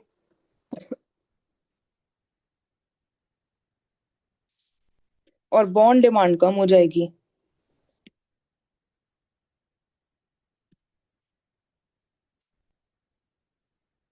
तो इस ऐसे समझते हैं, मनी सप्लाई बढ़ी, इंटरेस्ट रेट कम हो गया। इंटरेस्ट रेट कम होने की वजह से जो ऑलरेडी एग्जिस्टिंग बॉन्ड्स हैं उनका प्राइस बढ़ जाता है क्योंकि उन बॉन्ड डिमांड बढ़ गई। इसको ऐसे समझो कि जब इंटरेस्ट रेट कम होता है तो नए बॉन्ड्स लोग नहीं खरीदना चाहते जिन पे ये नया मार्केट इंटरेस्ट रेट एप्लीकेबल होगा। वो पुराने ही बॉन्ड्स को करना चाहते हैं क्योंकि उन पे नया इंटरेस्ट रेट इतना एप्लीकेबल नहीं होता, उनका कूपन रेट फिक्स्ड है। बॉन्ड्स की प्राइसिंग एंड इंटरेस्ट रेट में मनी एंड बैंकिंग में ज्यादा डिटेल में करूंगी, यहाँ पर I am not going in that detail. Money supply बढ़ी, इंटरेस्ट रेट कम हुआ, बॉन्ड डिमांड बढ़ गई, इस वजह से बॉन्ड्स का प्राइस बढ़ गया। ठीक है, so reduction in interest rate and increasing bond demand जिस भी ऑप्शन में है वो मेरा आंसर है। बाकी ऑप्शन रियल बैलेंस इफेक्ट की तो कोई बात ही नहीं है। थर्ड ऑप्शन एकदम ही कॉन्ट्रास्ट है, फोर्थ ऑप्शन का आज सच कोई रिलेशन नहीं है, रियल वेज की यहाँ कोई बात नहीं हो रही है। Second option is our answer. Then we have two questions left. In ISLM framework, recessionary condition में गवर्नमेंट ने एक्सपेंडिचर लगा दिया है तो किस ऑर्डर में सब कुछ होता है। मतलब जैसे हम बोलते हैं ना, IS कर्व में ISLM में गवर्नमेंट एक्सपेंडिचर हुआ तो IS ऐसा हो गया है, फिर इनकम बढ़ती है, क्या पूरा एक प्रोसेस होता है, इंटरेस्ट रेट बढ़ता है, इन्वेस्टमेंट कम होती है, इनकम बढ़ जाती है, तो हमें उस ऑर्डर को मार्क करना है। सो इस केस में आप ऐसे समझो, गवर्नमेंट जब एक्सपेंडिचर बढ़ाती है और IS राइटवर्ड शिफ्ट होता है तो सबसे पहले क्या होता है कि आपका सबसे पहले लोगों के पास जब गवर्नमेंट एक्सपेंडिचर करने से हाथों में ज्यादा पैसा आ जाता है तो लोगों के पास ज्यादा इनकम आ जाती है। वो इस मूवमेंट में हो रहा होता है। जब ये IS शिफ्ट हुआ है तो जो ये वाला होता है ना, यहाँ पे एकदम से जो इनकम बढ़ती है, लोगों के हाथ में ज्यादा पैसा आ जाता है, ये बी ऑप्शन में हो रहा है, तो बी हमारा सबसे पहले होता है। उसके बाद ये होने के बाद इंटरेस्ट रेट इसलिए बढ़ना शुरू होता है क्योंकि इस वाले पॉइंट पे मनी डिमांड ज्यादा है as compare to money supply. तो ये बात किस ऑप्शन में हमें दिख रही है? Transaction demand for money rises creating money demand greater than money supply, तो ई होगा। फिर तो as we were discussing the question, हमने बोला कि इनकम बढ़ती है फिर मनी डिमांड बढ़ जाती है, तो बी ऑप्शन से एकदम से आउटपुट बढ़ता है। देन ई टॉक्स अबाउट कि इस पॉइंट पे आपकी money demand greater than money supply होती है। ठीक है, तो बी के बाद ई आ गया। ये होने के बाद जब इंटरेस्ट रेट बढ़ जाता है, तो ये जो इंटरेस्ट रेट बढ़ता है इस प्रोसेस में लोग क्या करने लग जाते हैं, people start selling their bonds, right. और इंटरेस्ट रेट बढ़ता है, लोग बॉन्ड सेल करने लग जाते हैं। बॉन्ड सेल करते हैं तो बॉन्ड्स का जो प्राइस है,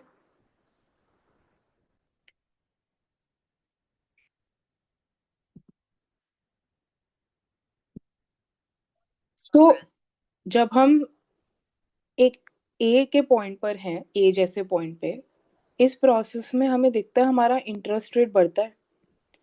इंटरेस्ट रेट बढ़ता है तो लोग बॉन्ड्स को बेचने लग जाते हैं उस रिटर्न को पाने के लिए, और जब वो बॉन्ड्स को बेचने लग जाते हैं तो बॉन्ड का प्राइस गिरता है। ये वाली चीज हमें किस स्टेटमेंट में दिख रही है, डी स्टेटमेंट में दिख रही है। तो बी के बाद ई के बाद डी हो रहा है।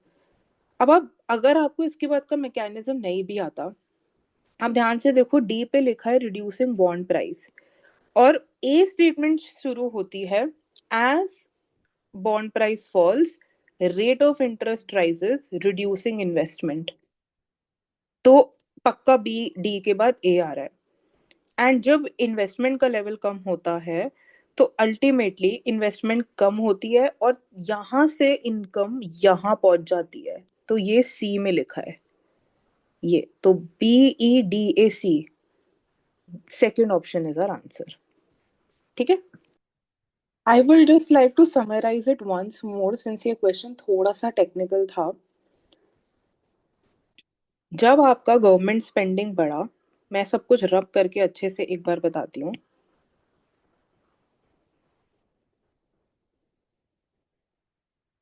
आपकी गवर्नमेंट स्पेंडिंग बढ़ी, इस वजह से लोगों के हाथ में अब ज्यादा पैसा है। लोग इस चक्कर में बहुत ज्यादा मनी डिमांड करते हैं क्योंकि इनकम बढ़ गई है। लोगों को मनी डिमांड, ज्यादा पैसे चाहिए अब, because they want more money, they want to spend it. ये पैसा लाने का तरीका क्या है, वो बॉन्ड्स को बेचने लग जाते हैं। इस वजह से बॉन्ड्स का प्राइस कम हो जाता है, बट बॉन्ड्स का इंटरेस्ट रेट बढ़ने लग जाता है। प्राइसिंग एंड इंटरेस्ट रेट का एग्जैक्ट रिलेशन क्यों है ऐसा मैं आपको मनी एंड बैंकिंग में करवाऊंगी, बट अभी के लिए आप इस स्टेटमेंट पे स्टिक कर सकते हो कि bond price and interest rate are inversely related. तो लोग बॉन्ड्स को सेल करने लग जाते हैं, इस वजह से उसका प्राइस कम हो जाता है, इंटरेस्ट रेट इकोनॉमी में बढ़ने लगता है। तो ये जो यहाँ तक रुकते हैं, ये जो गवर्नमेंट स्पेंडिंग हुई और इनकम बढ़ी, ये आपके एग्जैक्टली बी स्टेटमेंट में लिखा है। बी में लिखा है। फिर मनी डिमांड बढ़ती है इन चीजों, ये सब होने की वजह से, ये ई में लिखा है। मनी डिमांड बढ़ती है तो मनी डिमांड बढ़ने की वजह से जो बॉन्ड सेल किए जाते हैं, ये चीज आपकी डी में लिखी है। और फिर इंटरेस्ट रेट इस वजह से बढ़ता है, ये ए में लिखा है। एंड इस इंटरेस्ट रेट बढ़ने की वजह से अब बहुत सिंपल है, आपकी इन्वेस्टमेंट कम होने लगती है और आउटपुट थोड़ा सा कम हो जाता है, ये आपके सी में लिखा है। So B E D A C, second option. ठीक है, then it's a last question. Arrange the following theories in chronological order, earliest से स्टार्ट करना है। ये मनी एंड बैंकिंग में भी थोड़ा सा आता है, बट यहीं पे कर लेते हैं इसको, ये बहुत इंपॉर्टेंट है। कैम्ब्रिज एल्फ्रेड मार्शल की जो थ्योरी थी, ये आपकी 1920s में आई थी। मैंने आपको अभी प्रीवियस क्वेश्चन में बताया था कि कैम्ब्रिज ने फिशर की थ्योरी पे बिल्ड किया था, तो मुझे डेफिनेटली पता है कि सी has to come before A. तो जिस भी क्वेश्चन में सी ए के बाद आ रहा है वो मैं एलिमिनेट कर सकती हूँ, तो सिर्फ सेकंड ऑप्शन एलिमिनेट हुआ है। तो और मुझे ये भी पता है कि Fisher one of the first economist थे जिन्होंने ये बात करी थी, तो मेरा आंसर सी से स्टार्ट होना चाहिए। उसके बाद तो मेरा फोर्थ एलिमिनेट हो गया। अब यहाँ पे ए सेकंड है तो ए पे ज्यादा ध्यान देने की जरूरत नहीं है, मुझे बी और डी में से ही पता होना चाहिए कौन सा पहले था। तो अब ये क्वेश्चन बहुत क्लोज है, अगर किसी को ये नहीं पता कि बाउमिल तोबिन में से पहले कौन आया था तो वो आंसर नहीं कर पाएगा। So I hope you got how you can think, but now I will just straight away give you the answer. A was in 1920s. बाउमिल की जो थ्योरी थी इन्वेंटिक थियोरेटिक अप्रोच, ये आपकी आई थी 1952 में। इसने बोला था कि लोगों को रेगुलर इंटरवल्स पे पैसा चाहिए होता है खर्चा करने के लिए, उससे मनी डिमांड रियलाइज हो डिसाइड होती है। फिर आपके जो तोबिन थे, इन्होंने भी इस थ्योरी पे बिल्ड करके इसमें 1958 में रिस्क की बात भी घुसाई थी। तो ये बात एक मन में बिठा लो कि बाउमिल तोबिन की जो कंबाइंड थ्योरी हम पढ़ते हैं उसमें तोबिन ने बाउमिल पे बिल्ड करा था। 6 साल का फर्क है। एंड फिशर 1911 में आए थे एंड इन्होंने सिर्फ ट्रांजैक्शन कंसिडर करी थी। तो सी 1911, फिर 1920, 1952 में बाउमिल एंड तोबिन 1958। सो मेरा आंसर है थर्ड ऑप्शन।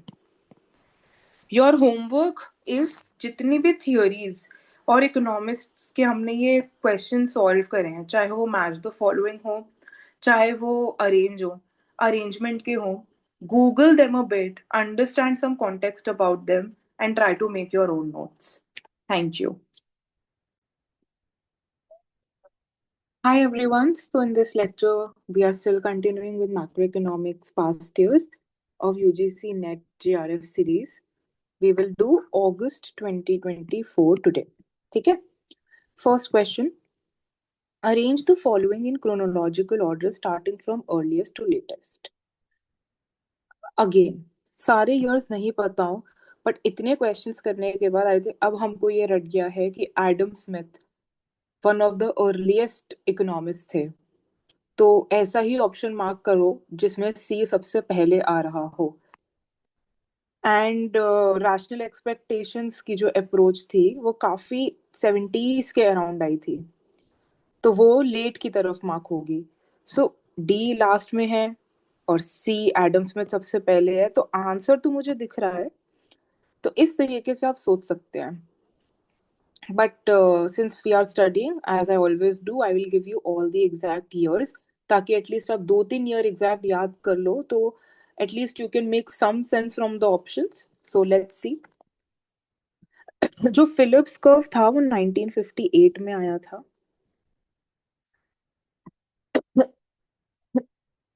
कीन्स की जो बुक थी, अब तक हमें ये याद हो जानी चाहिए, ये 1936 में आई थी। एडम स्मिथ की थियरी ऑफ ग्रोथ 1776 में आई थी। रैशनल एक्सपेक्टेशन अप्रोच जॉन की 1961 में आई थी। लूकस की 70s में आई थी। एंड जो सोलो मॉडल है वो आपका 1956 में आया था। तो this is first, this is C is first, 1776 के बाद 1936 B, then A 1958, then Robert, and then last में rational expectation. Second option is your answer. ठीक है? In leakage injection approach to income determination, the increase in lump sum tax without anything else changing हमारे curves को किस तरीके से change करता है, ये पूछ रहा है। बना लेते हैं पहले।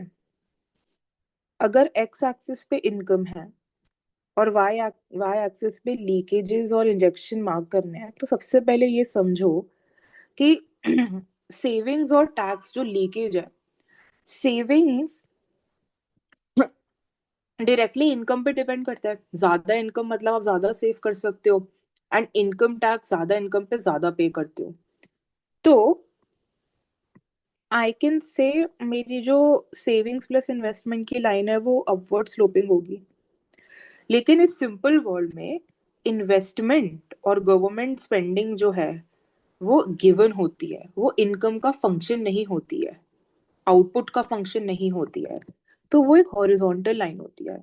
ऐसा नहीं है कि इनकम के साथ इन्वेस्टमेंट गवर्नमेंट एक्सपेंडिचर बढ़ रहे हैं, वो हमेशा लेट्स से वैल्यू 1000 है, वो 1000 ही रहेगा no matter what your income is on this axis.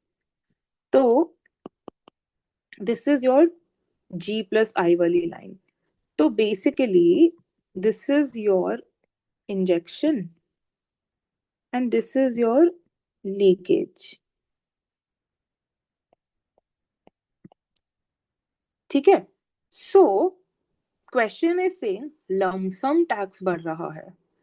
ध्यान से सोचो, इनकम टैक्स नहीं बढ़ रहा है। इनकम टैक्स बढ़ता तो मैं बोलती कि हाँ इनकम इनकम की वजह से अगर टैक्स बढ़ रहा है, सॉरी नॉट इनकम टैक्स, तो आप इस कर्व पे मूव करते।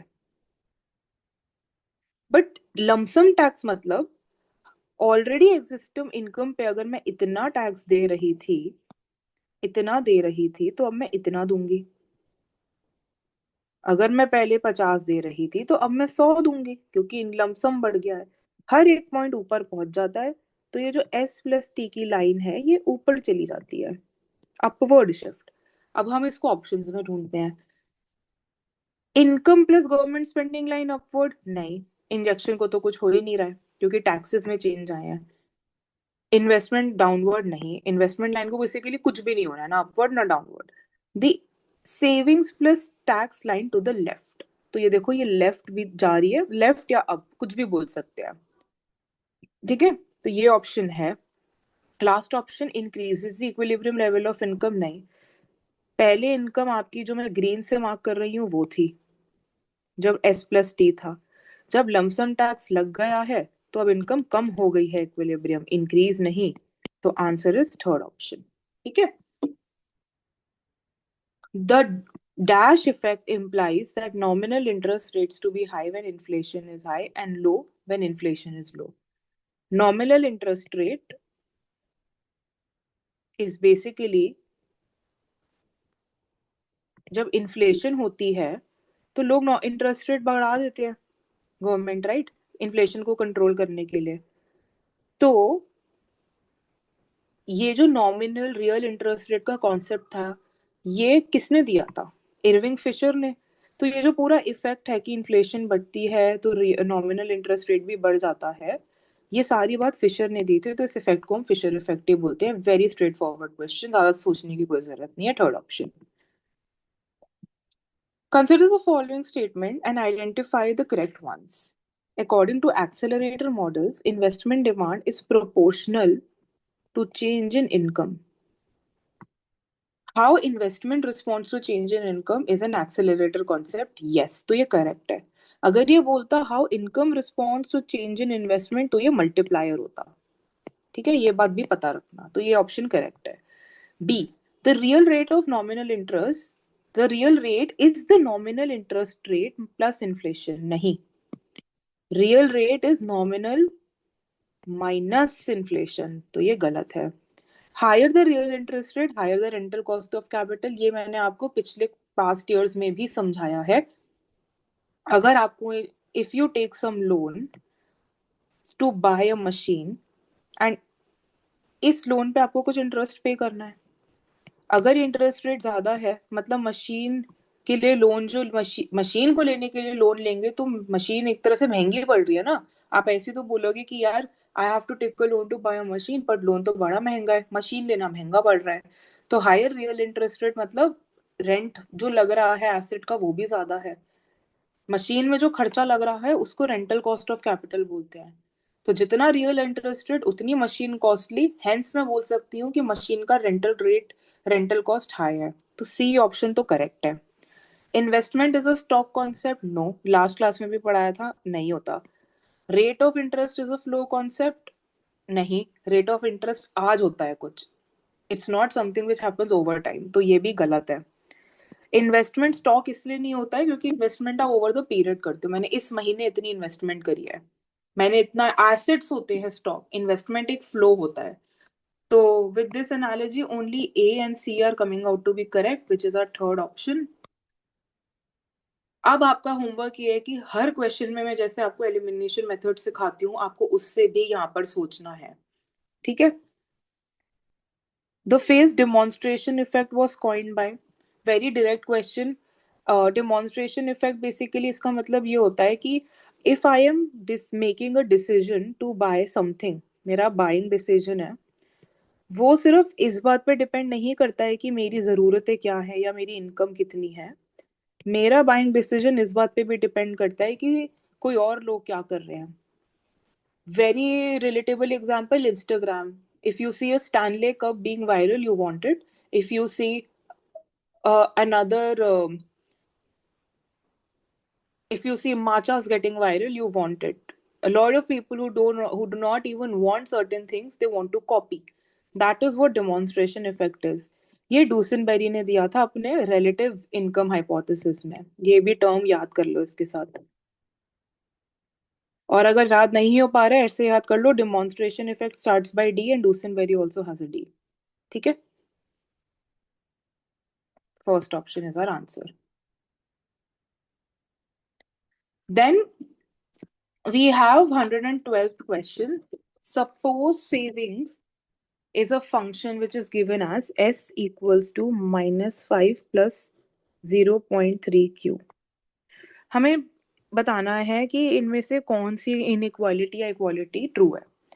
तो सबसे पहले बेटा साफ साफ दिख रहा है कि एमपीएस जो कि निकलता है डीएस बाय डीक्यू से वो है 0.3, एंड सिंस एमपीएस और MPC that is marginal propensity to save and marginal propensity to consume का सम 1 होता है, मतलब एमपीसी 0.7 है। तो ये दो वैल्यूज तो मैंने निकाल ली, बट क्या क्वेश्चंस में सिर्फ एमपीसी और एमपीएस के बारे में पूछ रहा है? नहीं, एपीसी और एपीएस के बारे में भी पूछ रहा है, तो वो भी निकालना पड़ेगा। तो चलो, अगर एपीसी निकालना है तो कंजम्पशन फंक्शन निकालना पड़ेगा। कंजम्पशन फंक्शन निकालने के लिए सेविंग्स फंक्शन गिवन है, हमें पता है y equals to C plus S, तो c is y minus S, मतलब y minus 0.5 minus 0. Sorry this is 5। Basically मैं y में से सेविंग्स फंक्शन को माइनस कर रही हूँ टू गेट कंजम्पशन फंक्शन, ठीक है? इस ये आप y होता है यहाँ पे, इसको आप y ही करो, कंफ्यूज नहीं होना, ठीक है?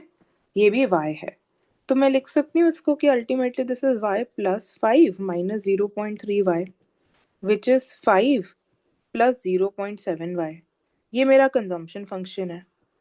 मेरा एमपीसी कैसे निकलता है? DC by DY which is इज 0.3। और मेरा एपीसी क्या है? APC is simply average consumption, तो मैंने 5 को भी इनकम से डिवाइड किया और 0.7 को भी इनकम से डिवाइड किया, 0.7 इंटू वाई को, तो y और y कैंसिल हो गया। आई कैन से कि मेरा एवरेज कंजम्पशन इतना है, एवरेज प्रोपेंसिटी टू कंज्यूम मेरी ये है। अब एक बात बताओ, फर्स्ट ऑप्शन बोल रहा है एपीसी और एमपीसी को कंपेयर करो, ठीक है? तो अगर मेरा एमपीसी 0.7 है, मेरा APC 5 plus 5 upon Y plus 0.7 है, मैं 0.7 में कुछ पॉजिटिव डाल रही हूँ, मतलब मेरा एवरेज ही बड़ा है, तो फर्स्ट ऑप्शन ट्रू है। सॉरी, फोर्थ ऑप्शन ट्रू है, APC is greater than MPC. और इतना कैलकुलेट वैसे करने की जरूरत ही नहीं थी, ये प्रॉपर्टी होती है हमारे कंजम्पशन फंक्शन की जब ऐसा एक ऑटोनॉमस वेरिएबल होता है। मतलब ये देखो, अगर हमारा कंजम्पशन फंक्शन क्या आया था 5 प्लस 0.7y, मतलब इसका स्लोप 0.7 है और ये 5 यहाँ से स्टार्ट हो रहा है।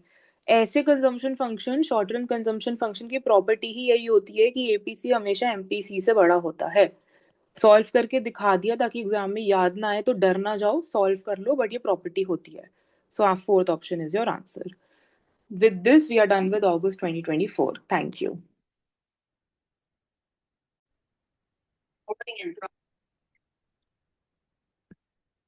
Hi everyone. So today we will be starting with the macro past year questions of NET from December 2023. First question is saying if the interest rate is exogenously determined by central bank and money supply is endogenously determined, तो LM curve का slope क्या होगा? एक एक करके चलते हैं। पहले एक्सोजेनस और एंडोजेनस समझते हैं क्या होता है। एंडोजेनस का मतलब होता है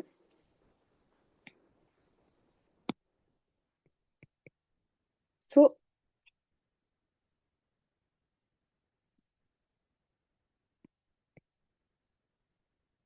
एक्सोजेनस का मतलब ये होता है समथिंग जो कि हमें गिवन है। एंडोजेनस का मतलब होता है जो सिस्टम डिटरमाइन करता है।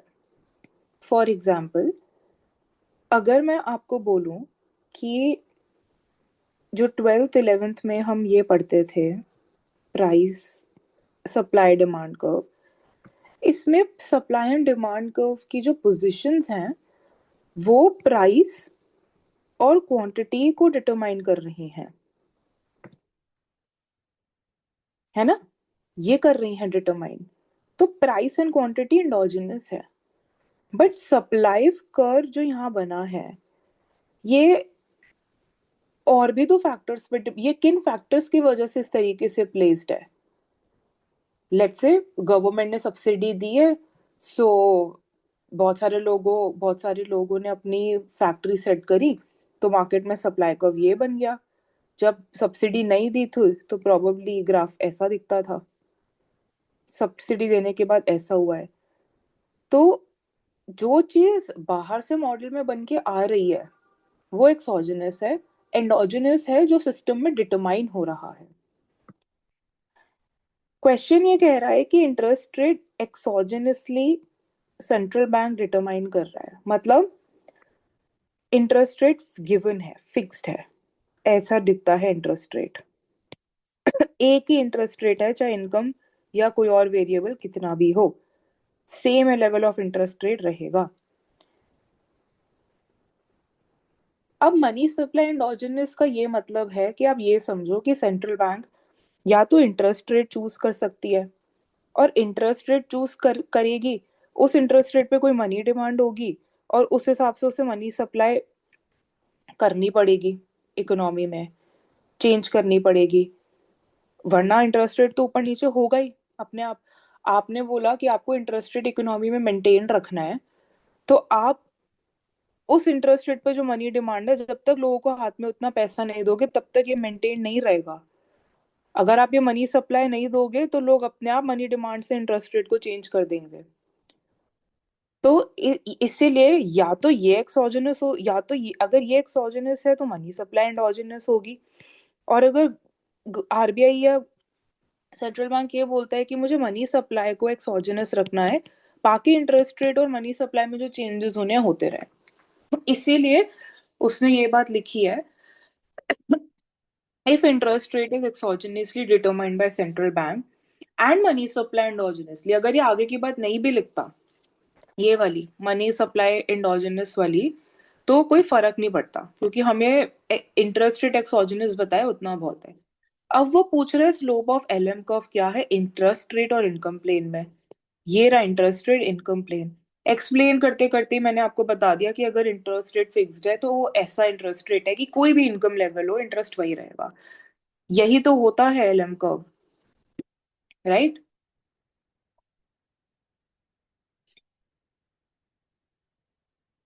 जब इंटरेस्ट रेट चेंज ही नहीं हो रहा है मनी डिमांड के हिसाब से, लोगों की इनकम के हिसाब से, तो एलएम कर्व हॉरिजॉन्टल हो जाता है।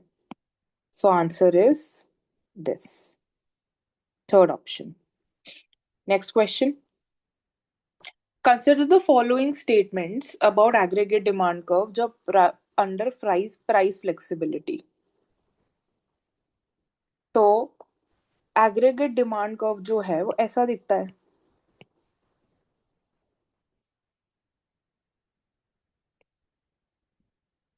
राइट? अब प्राइस फ्लेक्सिबिलिटी में हमें चेक करना है, तो aggregate demand will shift to right if autonomous investment rises. आप ये बात ध्यान रखो ऐसे क्वेश्चंस के लिए, जो भी फैक्टर्स आपके आईएस और एलएम कर्व को शिफ्ट कर सकते हैं वही फैक्टर्स आपके एडी कर्व को भी शिफ्ट करते हैं। ठीक है। सो अगर इन्वेस्टमेंट बढ़ती है तो आईएस राइटवर्ड जाता है, तो एग्रीगेट डिमांड कर्व भी राइट शिफ्ट हो जाता है, विच इज राइट।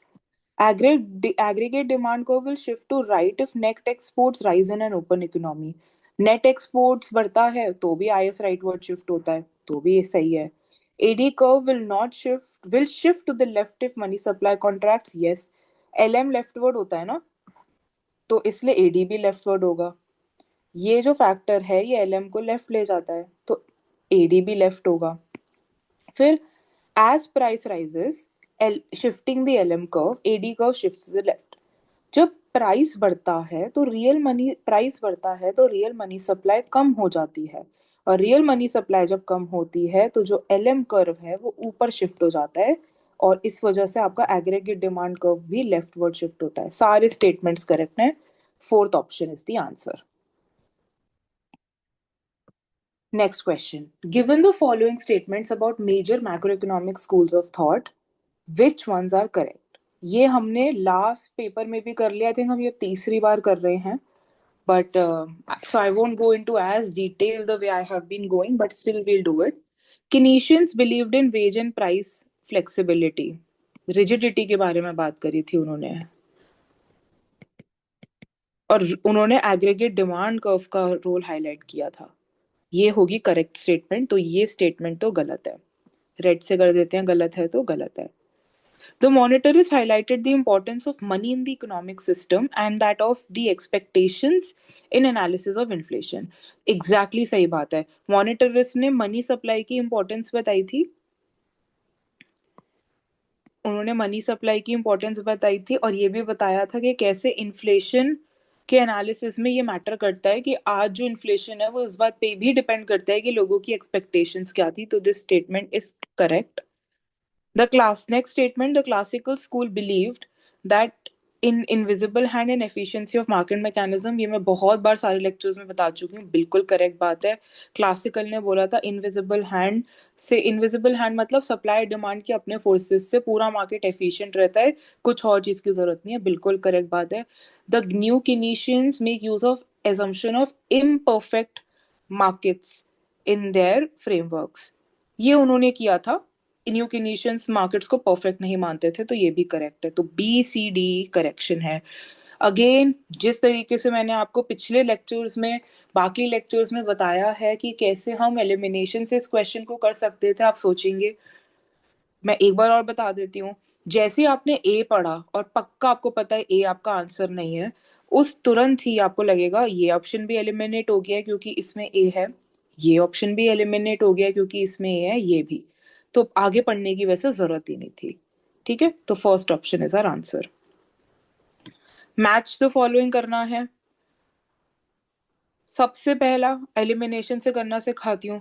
अब सबको ये बात काफी याद हो गई होगी कि जो पॉलिसी इनइफेक्टिव प्रोपोजिशन है, ये रैशनल एक्सपेक्टेशन की बात है। रैशनल एक्सपेक्टेशन या तो जॉन स्मिथ है या तो लूकस है, एंड सॉरी, वो जो रैशनल पॉलिसी इनइफेक्टिवनेस का प्रोपोजिशन है, ये उन लोगों ने यूज किया था, बट ये दिया गया था, ये दिया था इन लोगों ने। So we know D is one, but ठीक है, I understand this name is not popular, so हम दूसरे तरीके से एलिमिनेट करेंगे। लेट्स से आपको पता है life cycle hypothesis of consumption आपका मोदी ग्लानी ने दिया था, ऑप्शन में है मोदी ग्लानी कहीं, हाँ, third Franco. So I for a fact know कि जो बी है वो थ्री है, तो बी थ्री। मैं देखना चाहूंगी बी किन ऑप्शंस में थ्री है, तो सिर्फ थ्री और फोर में है, तो ये दोनों एलिमिनेट हो गए। अब मुझे पता है कि परमानेंट इनकम हाइपोथेसिस फ्राइडमैन ने दिया था, ये हम काफी अच्छे से पढ़ चुके, काफी बार कर चुके हैं, तो I will say okay if this is the case, तो I know that A should be mapped with two, but ये दोनों में ही था, वैसे मुझे चेक करने की जरूरत थी नहीं। तो इस क्वेश्चन में अगर आपको सी नहीं पता है आगे, तो आप सॉल्व नहीं कर सकते, सी या डी में से आपको एक पता होना चाहिए। तो जो सी है रियल बिजनेस साइकिल थ्योरी, वो प्रेस्कॉट और किडलिन ने दी थी, C4. So our third option is our answer, 2, 3, 4, 1. ठीक है, अगेन मैपिंग करनी है हमें इन्वेस्टमेंट ISLM कर्व्स की, स्लोप की. उन्होंने कुछ कुछ सिचुएशंस दी और स्लोप्स के बारे में कमेंट करा है. एक एक करके चलते हैं, एलिमिनेशन भी करेंगे, कॉन्सेप्ट भी समझेंगे. A, investment is unresponsive to interest rates. Investment IS curve से डील करेगा. वो कह रहा है इंटरेस्ट रेट्स पे रिस्पॉन्सिव ही नहीं है इन्वेस्टमेंट. इसका मतलब IS वर्टिकल है. इंटरेस्ट रेट को कुछ भी कर लो, बढ़ा लो, कम कर लो, बीच में रख लो, उससे आपकी इन्वेस्टमेंट चेंज नहीं हो रही है, राइट? तो इसका मतलब एक गिवन लेवल आपकी इनकम नहीं चेंज हो रही है इंटरेस्ट रेट्स के हिसाब से, तो इस वजह से आपका IS वर्टिकल होगा. So I know that A is 2. Eliminate करें. Sorry, A is 4. 4 है वर्टिकल IS. तो A4 1 एंड 2 में है. तो B चेक करते हैं. Money demand is perfectly elastic to with respect to interest rate. तो मनी डिमांड अगर with in elastic, perfectly elastic है इंटरेस्ट रेट से, इसका मतलब ये है कि इंटरेस्ट रेट कभी जरा सा चेंज हो या ना हो, मनी डिमांड एकदम से चेंज हो जाती है. परफेक्टली इलास्टिक है, मनी डिमांड चेंज होती ही रहती है चाहे इलास्टिक इंटरेस्ट रेट चेंज हो या ना हो, पर बहुत एक्सट्रीम केस है. तो इसका मतलब LM हॉरिजॉन्टल है. तो B and 3, ये रहा मेरा आंसर, हो गया है. बाकी ऑप्शंस भी समझ लेते हैं. C, money demand completely inelastic है, मतलब LM एकदम वर्टिकल है, C2 हो गया. Investment is highly responsive. Highly responsive का मतलब ये जरा सा इंटरेस्ट रेट कम करो, जरा सा कम करो इंटरेस्ट रेट, इन्वेस्टमेंट भाग के बढ़ती है, आउटपुट भाग के बढ़ता है, मतलब IS बहुत फ्लैट है, relatively flat. D1, ये रहा D1. First option is your answer. Match the following. Quantity theory of money किसने दिया था इन सारे चारों में से? देखो, मनी के बाद आते ही मुझे दिख रहा है कि ये कीन्स है. इसका तो सबको पता है, 1936 में general theory of interest, employment and money लिखी थी. बाकी पावर्टी रिलेटेड इकोनॉमिस्ट हैं, तो पता है A1. Quantity of money theory दी बहुत लोगों ने थी. फिशर ने दी थी, मॉडिफाई करी थी बाकी इकोनॉमिस्ट ने, लेकिन हाँ वो इकोनॉमिस्ट नहीं लिखे हैं, तो मुझे A1 पता है. एलिमिनेट करें. A1 तो वैसे इसी में है, ये रहा मेरा आंसर. बाकी ऑप्शंस भी समझ लेते हैं.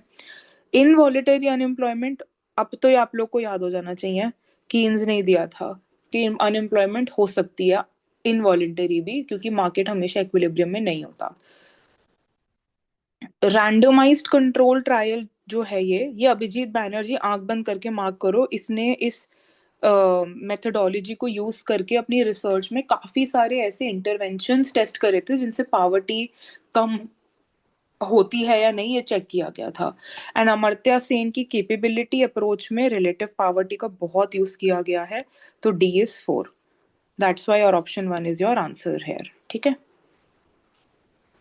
Arrange the following schools of thoughts in chronological order, oldest to recent. हम सबको पता है ओल्डेस्ट हमेशा क्लासिकल होता है, तो C तो पहले आएगा ही आएगा. वो सारे ऑप्शन हटा दो जहां C नहीं है पहले.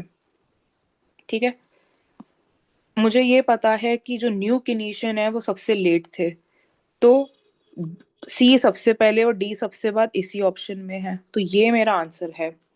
बट हम, since I am teaching you this, I will also give you some extra information. Classical आए थे सबसे पहले, फिर आपके आए थे कीन्स 1936, या आई थिंक 1700s के एंड में थे, ये आपके 1936 में था. उसके बाद मॉनेटरिस्ट 1950s में आए थे. इसको ऐसे याद रखो कि फ्राइडमैन की थ्योरीज 1950s में आई थी और वो एक मॉनेटरिस्ट था. देन न्यू क्लासिकल थ्योरीज जो ये रैशनल एक्सपेक्टेशन ये सब थी, ये 70s में आ गई थी. एंड न्यू किनीशियन तो 80s में आए थे, ये रोमर, मैनक्यू. अब बेटा इसमें अगर एक और स्कूल ऑफ थॉट होता था नियो क्लासिकल, तो वो क्लासिकल और कीन्स के बीच में आया था। इसको प्लीज नोट कर लो। अगर ये भी ऑप्शन में देते हैं तो ये क्रोनोलॉजिकल ऑर्डर बनता है। So with this, we are done with December 2023, and I hope this was helpful. Also, know that if you buy our test series, which is going at a 50% off right now, you also get free 3 complimentary sessions with either me or Nancy ma'am so that you can get your doubts cleared. Thank you.